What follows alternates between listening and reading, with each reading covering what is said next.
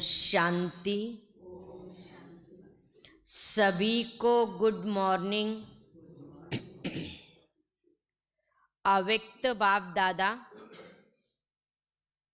आज की मुरली की तारीख है 20, रिवाइज कोर्स 20/12/92। आज्ञाकारी ही सर्व शक्तियों के अधिकारी। जो बाबा का आज्ञाकारी है, वफादारी है, वो क्या है? जो बाबा के सर्वशक्ति के अधिकारी बच्चे हैं। फिर वो तो अभी देखें हम कौन कौन सी बातों में बाबा के आज्ञाकारी बच्चे हैं। आज सर्व शक्तियों के दाता बाप दादा अपने शक्ति सेना को देख रहे हैं।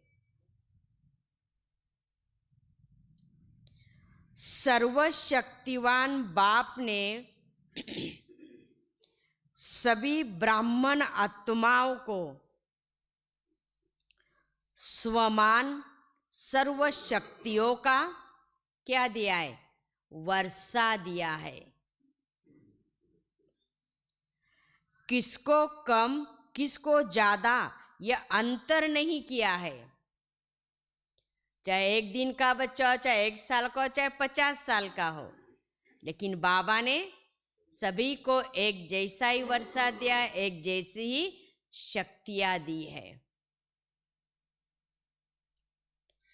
सभी को एक द्वारा एक के साथ एक समान शक्तियां दी है। तो रिजल्ट देख रहे थे कि एक समान मिलते हुए अंतर क्यों? देने वाला एक है, एक समान दे रहे हैं, फिर भी आज बाबा ने कहा अंतर क्यों? कोई सर्वशक्ति संपन्न बने हैं,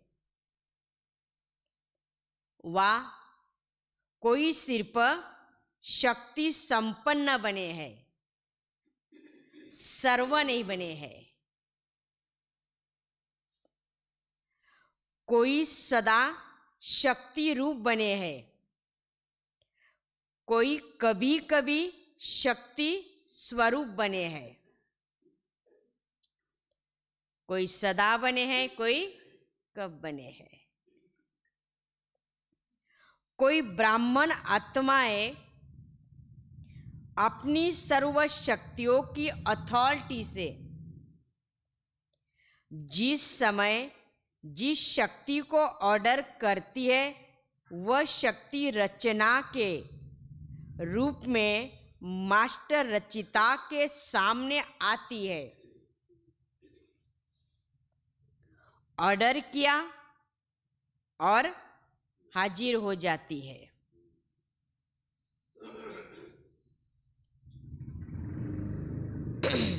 वह शक्ति रचना के रूप में मास्टर रचिता के सामने आती है। ऑर्डर किया और हाजिर हो जाती है। कोई ऑर्डर करते हैं, लेकिन क्या होता है? समय पर शक्तियां हाजिर नहीं होती है। कोई ऐसे है सामने हाजिर हो जाती है, कोई की शक्तियां बाबा ने कहा सामने हाजिर नहीं होती है, जी हाजिर नहीं होती है। इसका कारण भी क्या है? किसी ने ऑर्डर किया तो जल्दी हो जाती है, किसी ने ऑर्डर करते हुए भी वो सामने वो शक्तियां नहीं होती है, हाजिर नहीं होती। बाबा ने कहा तो आज बाबा के तो उसका रिजल्ट क्या है, अंतर क्या है, उसका कारण भी क्या है? कारण है जो बच्चे सर्वशक्तिवान बाप जिनको हजूर भी कहते, हाजिर नाजिर भी कहते हैं, तो जो बच्चे हजूर अर्थात बाप के हर कदम की श्रीमत पर हर समय जी हाजिर व हर आज्ञा में जी हाजिर प्रैक्टिकल में करते हैं, तो जी हाजिर करने वालों के आगे हर समय जी हाजिर व हर आज्ञा में जी हाजिर प्रैक्टिकल में करते हैं, तो उसके आगे भी जी हाजिर व मास्टर हाजुर करती है। फिर अगर कोई आत्माएं श्रीमत व आज्ञा को सच पालन भी करते हैं, वह करते भी है, और जो मुश्किल लगती है वह नहीं कर सकते हैं, कुछ किया कुछ नहीं भी किया है, कभी जी हाजिर कभी हाजिर, इसका प्रत्यक्ष सबूत व प्रत्यक्ष प्रमाण रूप है। तो ऐसी शक्तियों के आगे सर्व शक्तियां भी समय पर हाजिर नहीं होती है। क्यों? जैसे कोई परिस्थिति सामने, जैसे कोई परिस्थिति प्रमाण समाने की शक्ति चाहिए,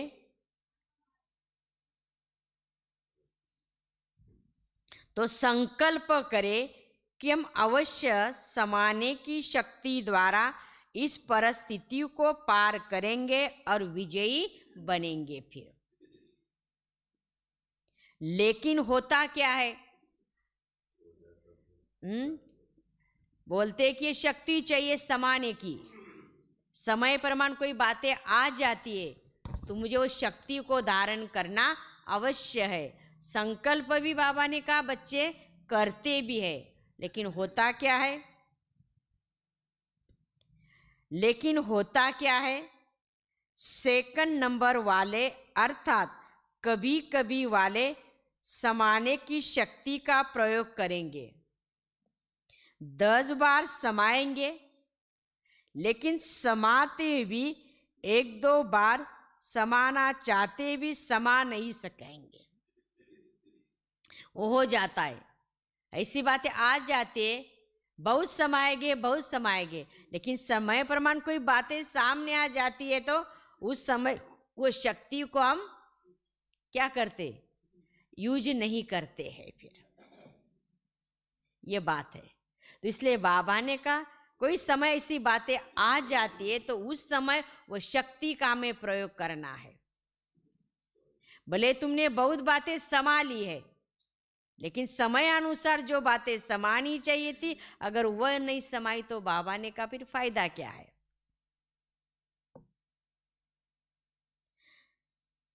फिर क्या सोचते हैं? मैंने किसी को सुनाया नहीं, मैंने समाया, लेकिन यह साथ वाले थे, हमारे सहयोगी थे, समीप थे, इसको सिर्फ इशारा दिया,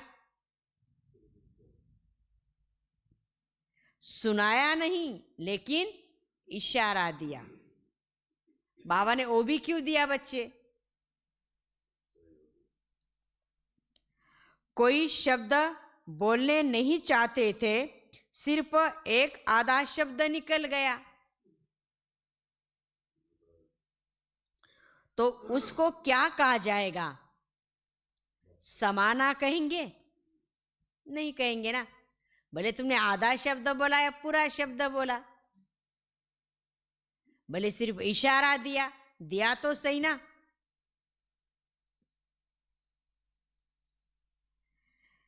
10 के आगे तो समाया और 1-2 के आगे समा नहीं सकते हो आप,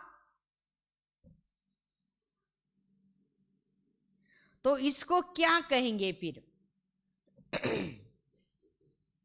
समाने की शक्ति ने ऑर्डर माना, बोले आपने ऑर्डर किया लेकिन उसने आपका माना नहीं, जबकि अपनी शक्ति है बाप ने वर्षे में दिया है तो बाप का वर्षा सो बच्चों का वर्षा हो जाता है ना। अपनी शक्ति अपने काम में ना आए तो उसको क्या कहा जाएगा? सारी शक्तियां अपनी है, बाबा ने अधिकार के रूप में आपको दिया है, लेकिन बाबा ने को समय प्रमाण आपके ऑर्डर प्रमाण वो चलनी चाहिए। ये सबसे बड़ी बात है।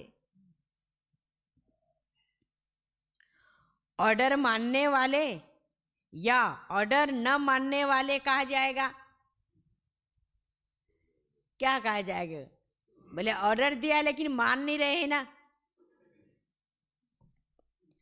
आज बाप दादा सर्व ब्राह्मण आत्माओं को देख रहे थे कि कहाँ तक सर्व शक्तियों के अधिकारी बने हो आप। अगर अधिकारी नहीं बने तो उस समय परिस्थिति के अधीन बनना पड़े फिर। इसलिए हमें अधीन नहीं बनना है। बोले कोई भी परिस्थिति सामने आ जाए, बाबा ने कहा इतनी आपकी शक्ति आपके ऑर्डर प्रमाण चलनी चाहिए। अभी मुझे शक्ति की जरूरत है, ऑर्डर करो, वो मेरे सामने हाजिर हो।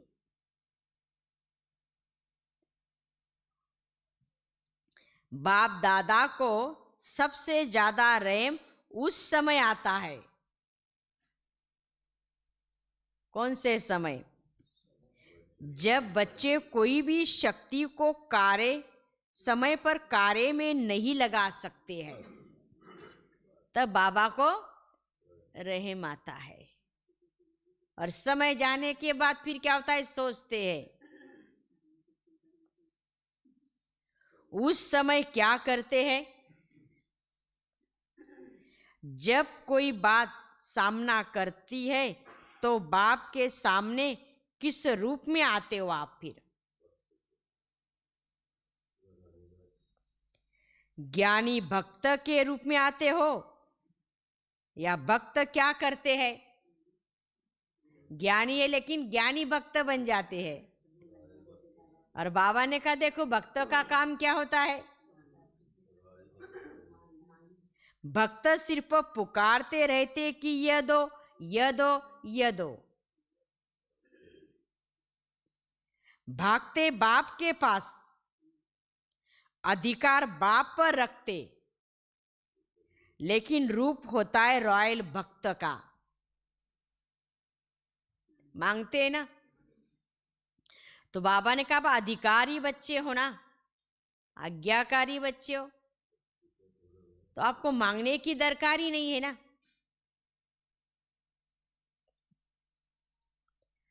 और जा अधिकार के बजाय ज्ञानी भक्त अथवा रॉयल भक्त के रूप में आते हो तो अब तक भक्ति का अंश है आप में। तो भक्ति का फल सद्गति अर्थात सफलता, सद्गति अर्थात विजय प्राप्त नहीं कर सकते फिर, क्योंकि जहाँ भक्ति का अंश रह जाता है वहाँ भक्ति का फल ज्ञान अर्थात सर्व प्राप्तियां हो नहीं सकती। क्यों? क्योंकि बाबा ने कहा मांगने के संस्कार है, भक्ति का अंश है, तो प्राप्ति संपन्न नहीं बन सकते हैं, सफलता भी नहीं मिल सकती ना। भक्ति अर्थात मेहनत और ज्ञान अर्थात मोहब्बत। मोहब्बत से तुम्हें हर चीज बाबा से प्राप्त करनी है। बाबा ने कहा मेहनत तो आपने कितने जन्म तक की है, 63 जन्म तक मेहनत ही करते आए हो, लेकिन जो अभी संगम का समय मिला है तुम्हें, तो हर चीज बाबा से अधिकार से, प्यार से, मोहब्बत से प्राप्त करो, मेहनत से नहीं। अगर भक्ति का अंश है तो मेहनत जरूर करनी पड़ती है आपको फिर। तो भक्ति की रस्म रिवाज की जब भीड़ मुसीबत पड़ेगी तब भगवान याद आएगा? नहीं, तो अलबेले रहेंगे आप। ऐसे समय भी बाबा याद नहीं आएगा फिर। ज्ञानी भक्त भी क्या करते हैं? आज बाबा ने नाम दिया है, ज्ञानी भक्त है, लेकिन कौन से भक्त ज्ञानी है? जब कोई विघ्न आएगा तो विशेष याद करेंगे। कोई बात समस्या आ जाती, कुछ बातें हो जाती, बाबा बाबा बाबा बाबा चलता रहता है।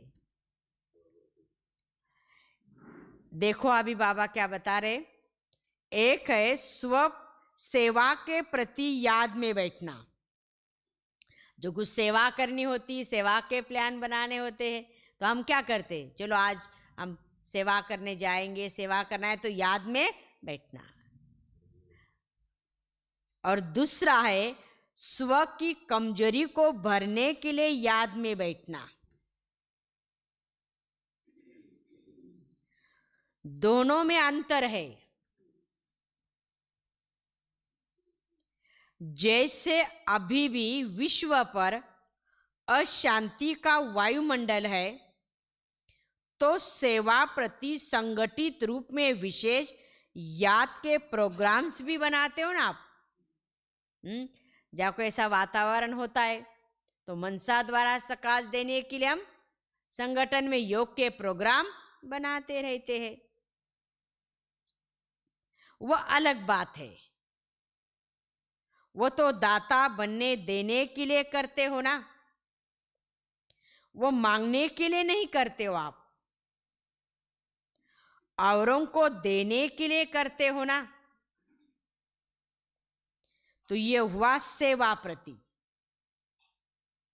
लेकिन अपनी कमजोरी भरने के प्रति समय पर विशेष याद करते हो, और वैसे अलबेले की याद होती है। वो याद होती है, भूलते नहीं हो आप, लेकिन अलबेलेपन की याद आती हो। कौन सी? बाबा हम तो आपके ही है, और है ही कौन? किसको सुनाते? बाबा को। लेकिन यथार्थ शक्तिशाली याद का प्रत्यक्ष प्रमाण, शक्ति प्रमाण हाजिर हो जाए, उसको शक्तिशाली याद कहा जाएगा।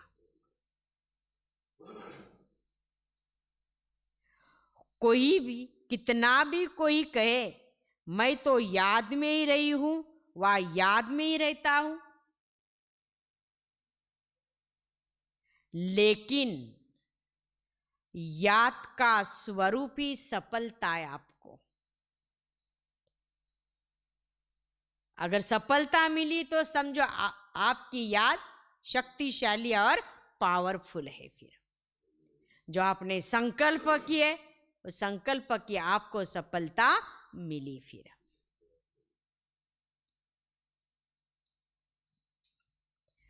ऐसे नहीं, जिस समय याद में बैठते हो उस समय खुशी की अनुभूति होती है, शक्ति की अनुभूति होती है। और जब कर्म में संबंध संपर्क में आते हो तो उस समय सदा सफलता नहीं होती है। ये भी चेक करो बाबा ने कहा। तो उसको कर्म योगी नहीं कहा जाएगा। भला आप याद में बैठे हो चाहे कर्म भी कर रहे हो, बाबा ने कहा उसमें भी आपकी याद क्या होनी चाहिए? शक्तिशाली होनी चाहिए। ऐसे नहीं कि जब हम प्रोग्राम बनाते तभी हमारी याद शक्तिशाली हो। बाबा ने कहा हर समय हर कर्म में आपकी याद शक्तिशाली हो। बाबा ने कहा तब आपको कर्म योगी माना जाएगा। तो उसको कर्मयोगी भी नहीं कहा जाएगा ना। शक्तियां शस्त्र है, और शस्त्र किस समय के लिए होता है? शस्त्र सदा समय पर काम में लाया जाता है, और उसी समय अगर हमने अस्त्र शस्त्र को यूज ही नहीं किया, बाबा ने कहा, तो फायदा क्या है फिर? भले आपके पास है, परंतु आपने उस समय पर यूज नहीं किया ना। याद, यथार्थ याद अर्थात सर्वशक्ति संपन्न याद। शक्तियों से आप सदा संपन्न रहो, ये यथार्थ याद है। कोई शक्ति की कमी न हो, बाबा ने कहा। सदा शक्तिशाली शस्त्र हो आपके पास। परिस्थिति रूपी दुश्मन आए और शस्त्र काम में नहीं आए तो उसको क्या कहा जाएगा? बाबा ने कहा शक्तिशाली या शस्त्रधारी कहेंगे। शस्त्रधारी कहेंगे ना, क्योंकि शस्त्र है लेकिन आपने उसको यूज नहीं किया समय पे, तो आप शक्तिशाली कैसे होगे फिर? तो हर कर्म में याद अर्थात सफलता हो, इसको कहा जाता। अमरता योगी भी है, हर कर्म के योगी भी है। या कर्मयोगी नाम है। कौन सा नाम है? आज बाबा ने कहा बैठा बैठा योगी है या कर्मयोगी हो आप? कर्मयोगी हो ना। निरंतर कर्म है और निरंतर कर्मयोगी हो आप, जो कर्म के बिना एक सेकंड भी रह नहीं सकते हो। चाहे सोए हुए हो, वो भी सोने का कर्म कर रहे हो आप। बाबा ने कहा ये भी आपका एक कर्म है, लेकिन वो निरंतर है ना। तो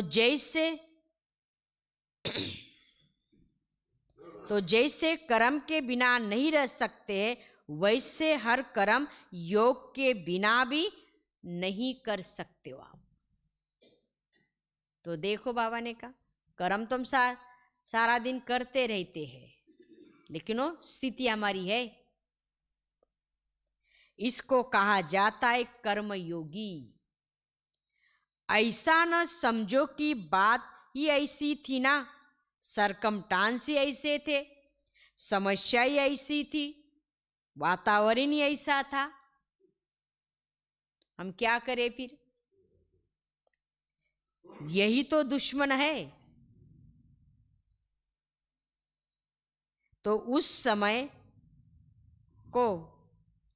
समय दुश्मन आ जाए, इसलिए तलवार न चलाए, तलवार काम में न लगा सके, या तलवार याद ही नहीं आए, या तलवार काम में नहीं किया, तो उसको क्या कहा जाएगा?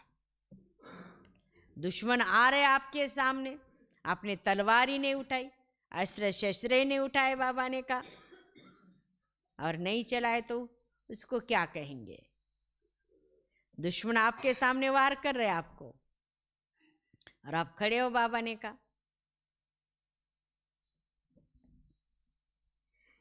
शस्त्रधारी है आप।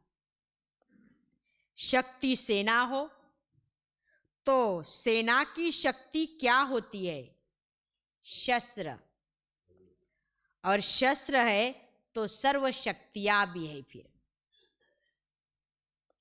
तो रिजल्ट क्या देखा?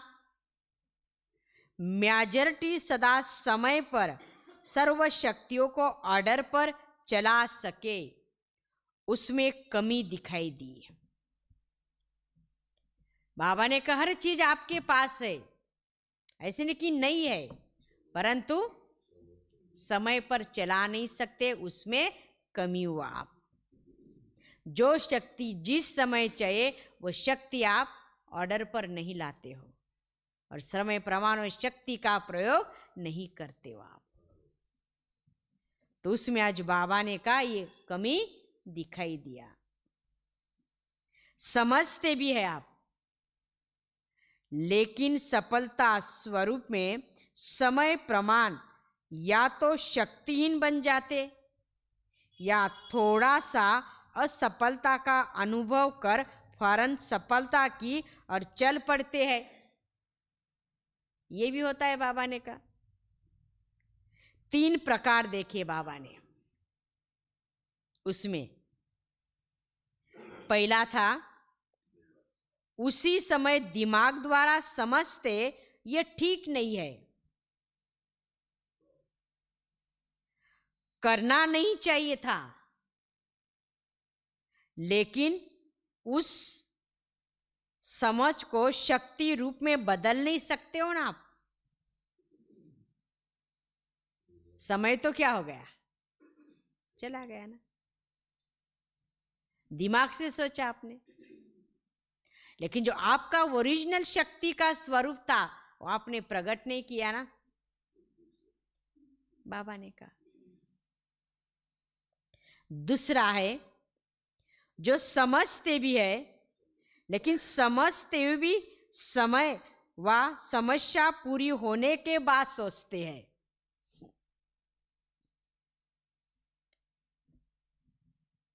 वह थोड़े समय में सोचते, वो पूरा होने के बाद सोचते हैं। ये भी बाबा ने देखा। तीसरी बात, महसूस ही नहीं करते कि ये रॉन्ग है, ये करना चाहिए। हमारे से जो भी कुछ कर्म होता है और उस समय अगर शक्तियाँ यूज नहीं हो रही है और कुछ हो रहा है, तो ये हर एक को ये समझना है, महसूस करना है, ये हमारी भूल है, हमने उन पर ध्यान अच्छी तरह से नहीं दिया। सदा अपने रॉन्ग को राइट ही सिद्ध करते हैं, अर्थात सत्यता की महसूसता शक्ति नहीं आप में। तो अपने आप को चेक करो कि मैं कौन हूं। फिर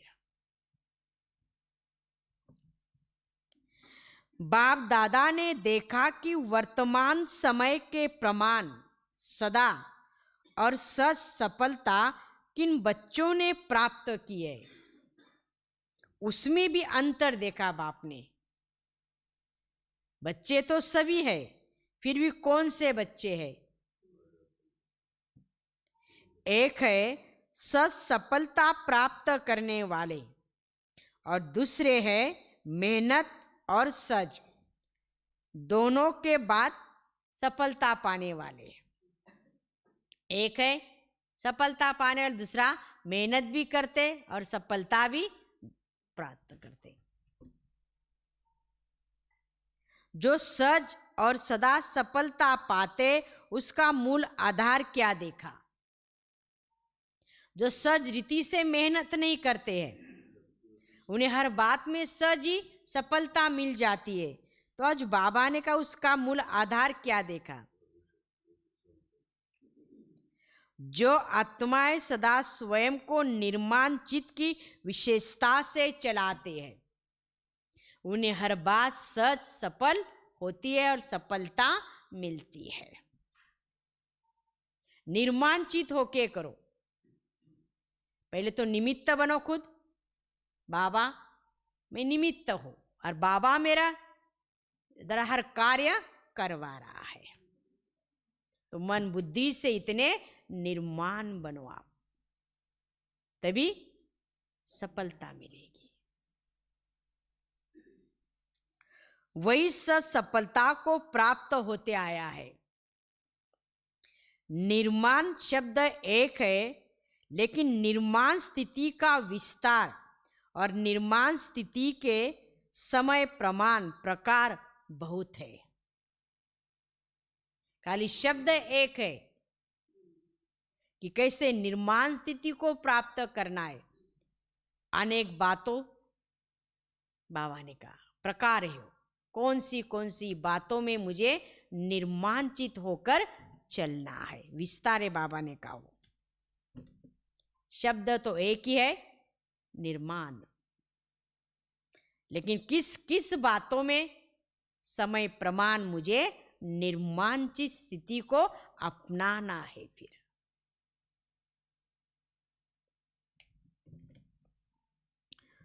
उस पर फिर कोई समय होगा तब सुनाएंगे। और बाबा ने कहा, लेकिन इतना तो जरूर याद रखना है। क्या?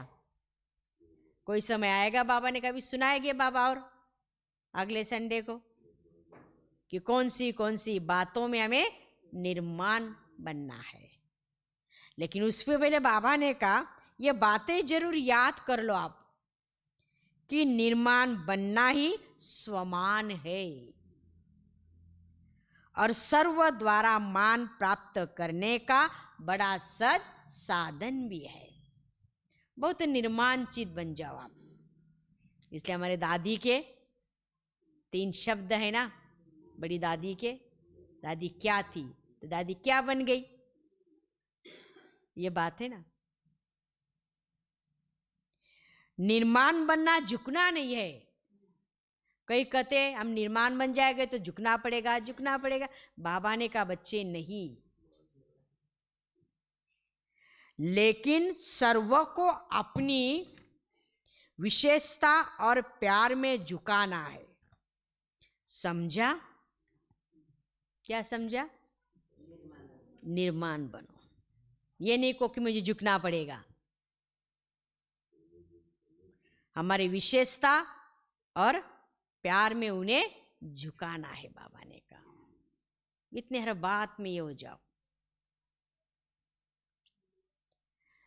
सभी ने रिजल्ट सुनी। समय आपका इंतजार कर रहा है और आप क्या कर रहे हो? कल ही जो भाई को मैंने कहा था कि अब समय की बातें सुनाओ।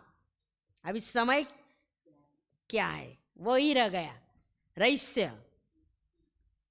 टाइम नहीं था इतना।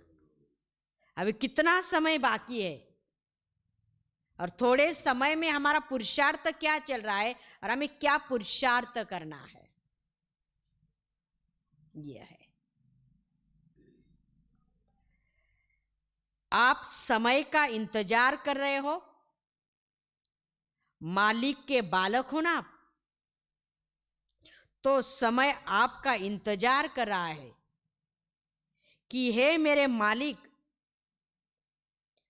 मुझे समय को परिवर्तन करेंगे। वह समय कर रहा है, वो इंतजार कर रहा है और आपको इंतजाम करना है। समय इंतजार कर रहा है और हमको इंतजाम करना है। इंतजार नहीं करो आप, सर्व को संदेश देने का और समय को संपन्न बनाने का इंतजाम करना है आप।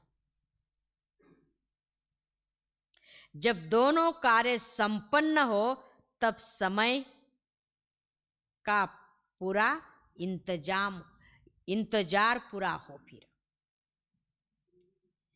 तो ऐसा इंतजाम सब कर रहे हो, किस गति से कर रहे हो? भी समय को देख आप भी कहते हो कि बहुत समय फास्ट बीतता जा रहा है। कहते ना, अभी 2022 भी कैसा चला गया, 1 मास बाकी है। सोचो आप, इतने वर्ष पूरे हो गए। सोचते हो ना आप,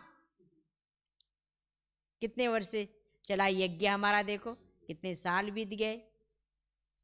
हम अंदर ही अंदर कभी सोचते भी, विचार भी करते हैं। अव्यक्त बाप दादा की पालना को कितने वर्ष हो गए, कितना समय फास्ट चला। तो आपकी गति क्या है? फिर फास्ट है या फास्ट चलकर कभी कभी रुक जाते हो, फिर रेस्ट करते हो? अभी तो बहुत रेस्ट हो रही है।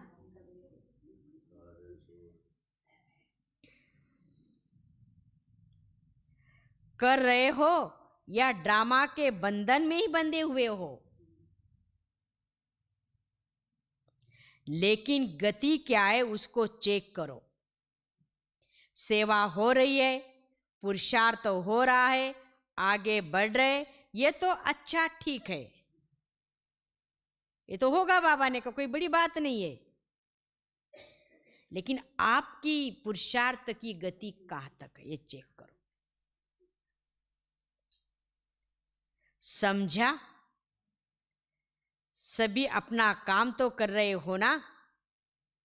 चेक करो बाबा ने कहा भी। अब गति को चेक करो, सिर्फ चलने को चेक नहीं करो, गति को चेक करो, स्पीड को चेक करो आप कि मेरी पुरुषार्थ की स्पीड कितनी रफ्तार से चल रही है, ये चेक करो। पुरुषार्थ तो कर रहे, कोई बड़ी बात नहीं है, लेकिन फास्ट। जैसे कोई बात आ जाती है, नहीं अभी समय बहुत ही है, तो हम कितने फास्ट से कोई बात कर लेते हैं, नहीं अभी तो करना पड़ेगा ना। तो इसलिए बाबा ने कहा बच्चे देखो अब हमारा वो समय चल रहा है, हम चल रहे हैं लेकिन फास्ट गति से चल रहे हैं। ये देखो आप कदम तो अब चला रहे हो, लेकिन आपकी कदम में इतनी तीव्र गति है। समझा? सभी अपना कार्य तो कर रहे हो ना? अच्छा,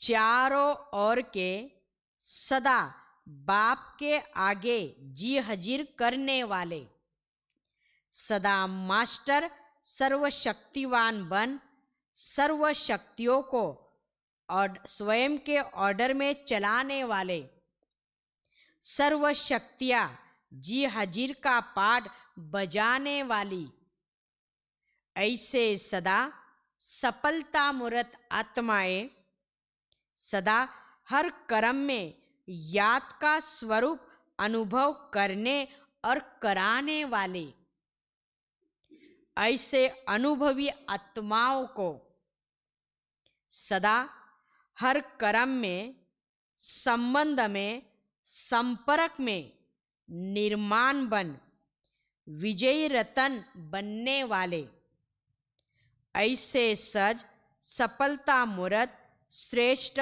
बच्चों को बाप दादा का याद प्यार और नमस्ते।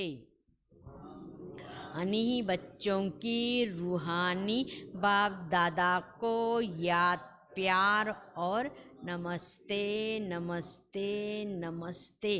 ओम शांति, ओम शांति, ओम शांति। शुक्रिया बाबा, थैंक्स बाबा। अव्यक्त बाप दादा की पार्टियों से मुलाकात। साधारण कर्म में भी ऊंची स्थिति की झलक दिखाना ही फॉलो फादर करना है। सदा संगम युगी पुरुषोत्तम आत्मा है, ऐसे अनुभव करते हो।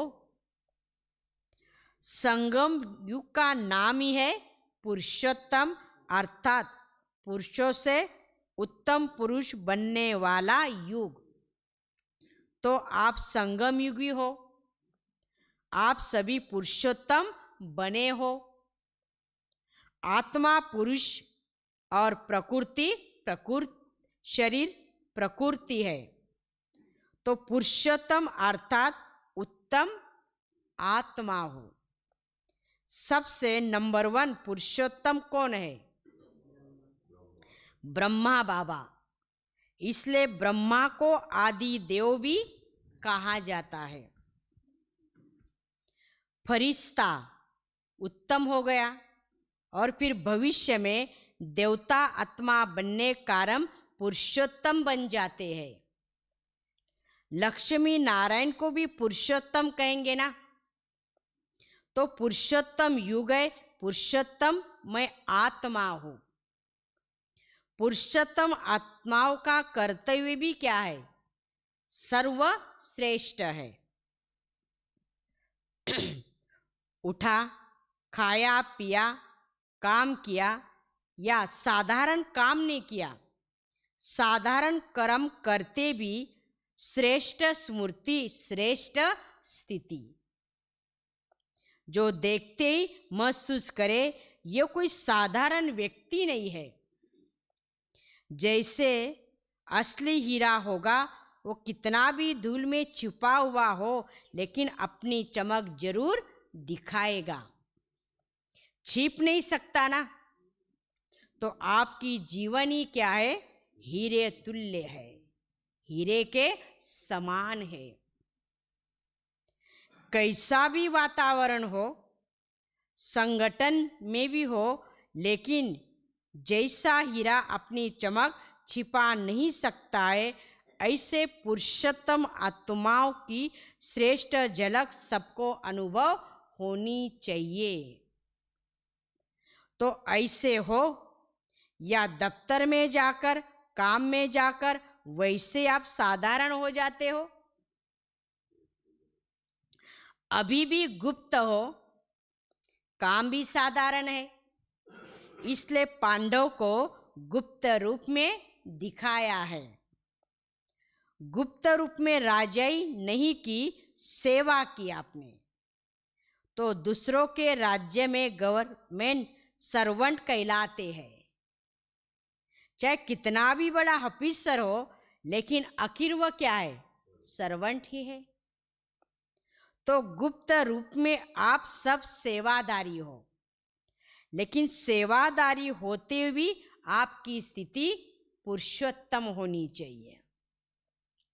तो वह झलक और वो फलक दिखाई दे। जैसे ब्रह्मा बाप साधारण तन में होते भी पुरुषोत्तम अनुभव होता है। सभी ने तो सुना है, देखा है या सुना है, अभी भी अव्यक्त रूप में देखते हो ना। साधारण में पुरुषोत्तम की झलक है, तो फॉलो फादर है ना। ऐसे नहीं कि साधारण काम कर रहे हो, माताएं खाना बना रही है, हाँ, कपड़ा धुलाई कर रही है, साधारण काम हो, लेकिन स्थिति आपकी साधारण नहीं, स्थिति आपकी महान और श्रेष्ठ हो। ऐसे है या साधारण काम करते साधारण ही बन जाते हो?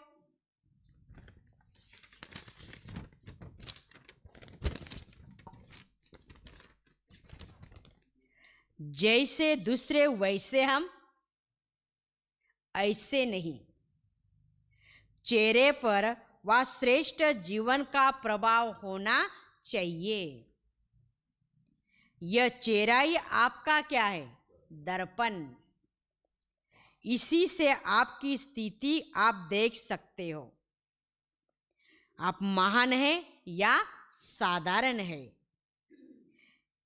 यह इसी चेहरे के दर्पण से दिखाई देता है और देख भी सकते हो, स्वयं भी देख सकते हो और दूसरे भी देख सकते हैं।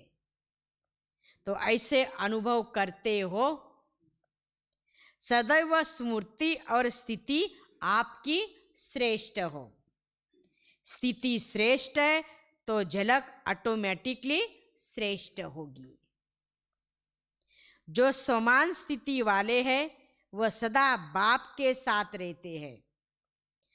शरीर से चाहे कितने भी किसी भी कोने में बैठे, किनारे बैठे हो, पीछे बैठे हो, लेकिन मन की स्थिति में सदा साथ हो। आप साथ वही रहेंगे जो समान होगे। स्थूल में चाहे सामने बैठे, लेकिन समान नहीं तो वह सदा साथ नहीं रहते, किनारे में रहते हैं। तो समीप रहना अर्थात समान स्थिति बनाना है। सदा बाप सदा ब्रह्मा बाप समान पुरुषोत्तम स्थिति में स्थित रहो। कई बच्चों की चलन और चेहरा लौकिक रीति में भी बाप समान होता है, तो क्या कहते, ये तो जैसे बाप जैसा है। तो यह चेहरे की बात नहीं है, लेकिन चलन ही आपका चित्र और चरित्र है। तो हर चलन से बाप का अनुभव हो, इसको कहा जाता है बाप समान बनना। तो समीप रहना चाहते हो या दूर रहना चाहते हो? इस एक जन्म में संगम पर स्थिति में जो समान समीप होते हैं, वो परम धाम में भी समीप है और राजधानी में भी समीप है। तो इसलिए संगम पर क्या करो, हर बात में क्या रहो। एक जन्म की समीपता अनेक जन्म समीप बना देती है। हर कर्म को चेक करो आप। बाप समान है तो करो, नहीं तो चेंज कर दो। पहले चेक करो फिर करो। ऐसे नहीं करने के बाद चेक करो, यह ठीक नहीं था। ज्ञानी का लक्ष्य क्या है?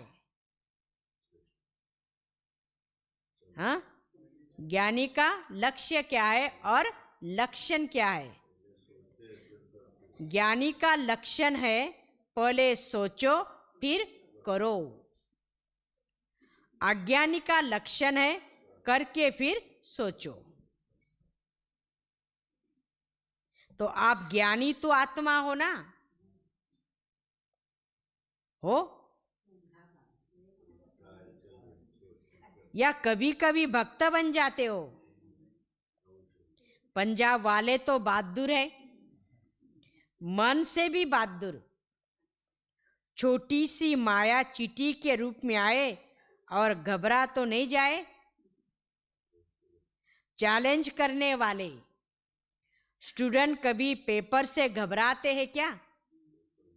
आप तो बहादुर हो या छोटे से पेपर में घबराने वाले हो? जो योग्य स्टूडेंट होते हैं वो आह्वान करते कि जल्दी से पेपर हो और अगले क्लास में बढ़े। जो कमजोर होते वह सोचते डेट्स आगे बढ़े।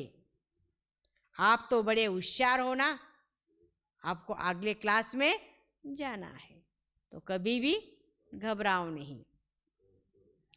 यह निश्चय पक्का हो, हम ही कल्प कल्प के विजयी है और हम ही बार बार विजयी बनेंगे।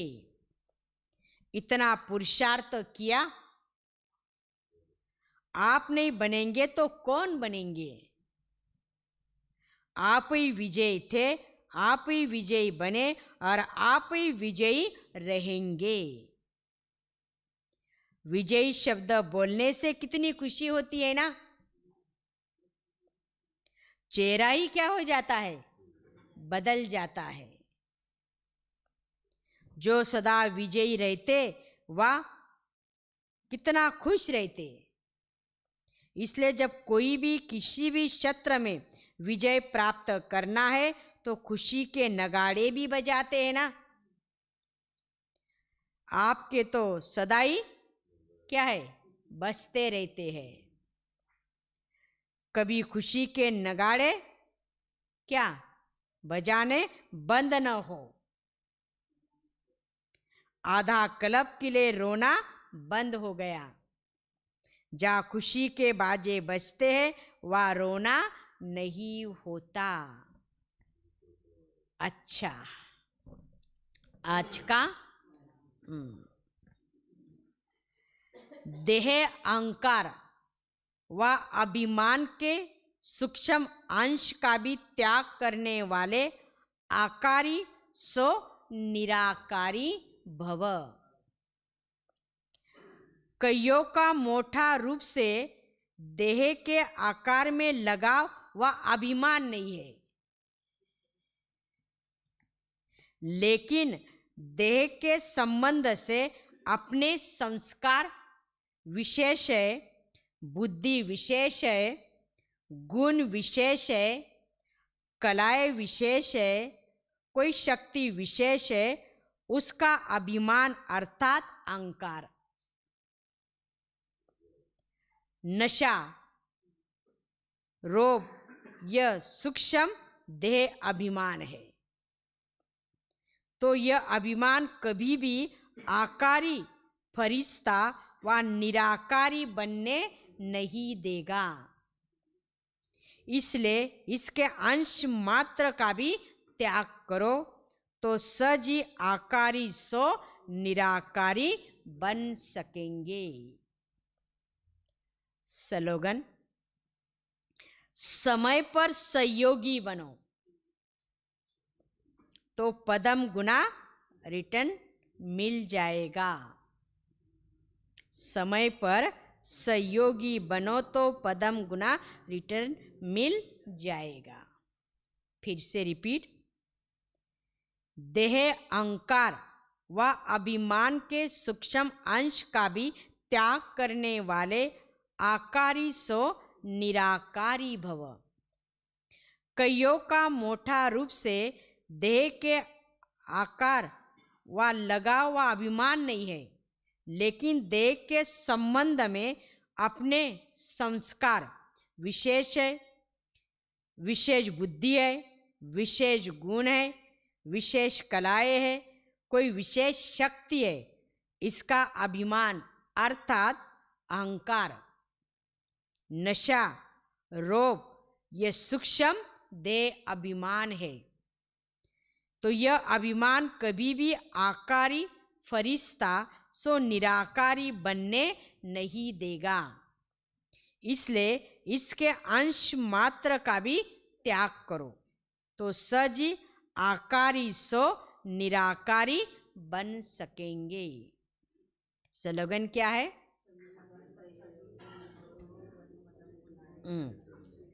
समय पर सहयोगी बनो तो पदम गुना रिटर्न मिल जाएगा। सूचना, आज अंतर्राष्ट्रीय योगा दिवस, तीसरा रविवार है। शाम 6:30 से 7:30 बजे तक सभी भाई बहनें योग अभ्यास में विशेष यही संकल्प करें कि मुझ आत्मा द्वारा पवित्रता की किरणें निकलकर सारे विश्व को पावन बना रही है। मैं मास्टर पतित पावनी आत्मा हूँ। तो इसलिए आज सभी ने शाम को 6:30 से 7:30 बजे तक विश्व की आत्माओं के लिए योगदान करना है और स्वमान का अभ्यास करना है कि मैं परम पवित्र आत्मा हूँ। मुझे सारी विश्व की आत्माओं को यह पावन बनने के क्या देने, वाइब्रेशन देते जाने हैं। आज्ञाकारी ही सर्व शक्तियों के अधिकारी है।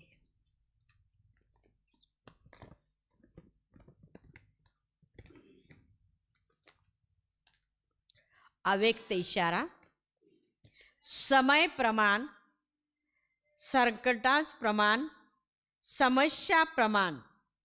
कई बच्चे पुरुषार्थ द्वारा अपने लक्ष्य और लक्षण को समान भी बनाते हैं, लेकिन ये जो नेचुरल और नेचर हो जाए उसमें अभी और अटेंशन देना चाहिए। फिर